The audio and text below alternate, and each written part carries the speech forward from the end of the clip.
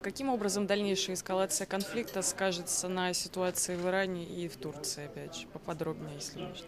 В Турции уже сегодня очень серьезный раскол в общественном мнении. Есть немало людей, которые не поддерживают политику правительства в отношении сирийского кризиса и считают, что правительство Давутоглу Эрдогана допустило большую ошибку, заняв столь жесткую позицию в отношении режима Асада.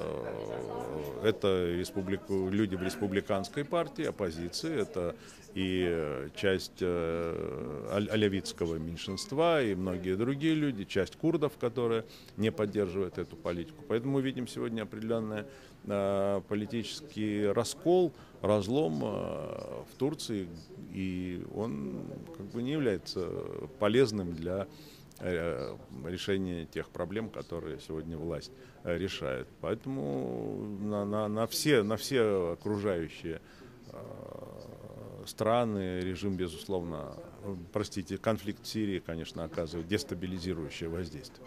А что насчет Ирана?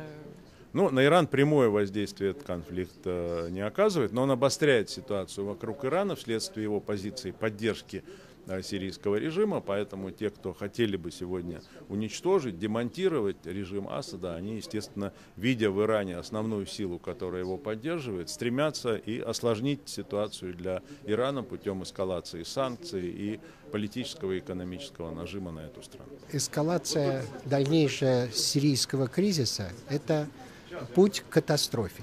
Уже 2 года разрушается страна.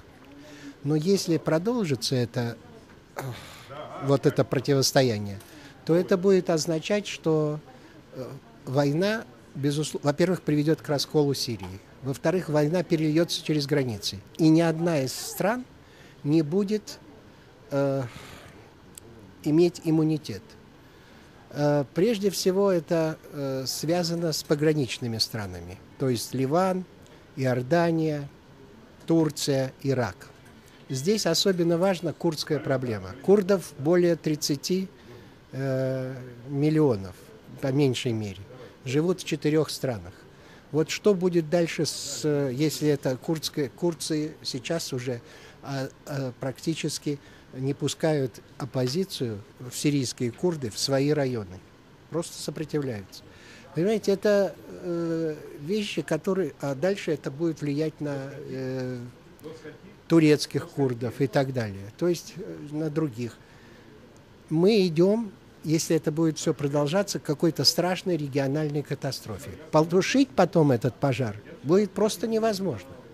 Мы такую себе создаем головную боль, и вот мы все время призываем всех игроков, и прежде всего западные державы, осознать, хоть чуть-чуть продумать о том, какое будущее нам грозит.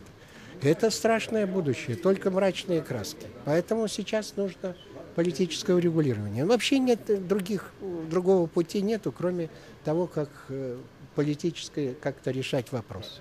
А на Иране поконкретнее, если можно, какие последствия могут быть? Иран тоже, так сказать, у них тоже много курдов, и так далее. Иран, он теперь, так сказать, вот я часто слышу от арабских некоторых деятелей, что Иран – это не часть решения, а часть проблемы.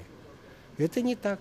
Без Ирана решение этих проблем невозможно. Поэтому вот это мы и говорим, что обязательно должны присутствовать на Женеве-2, допустим, обязательно региональный квартет. То есть и Турция, и Иран, и Саудовская Аравия, и Египет.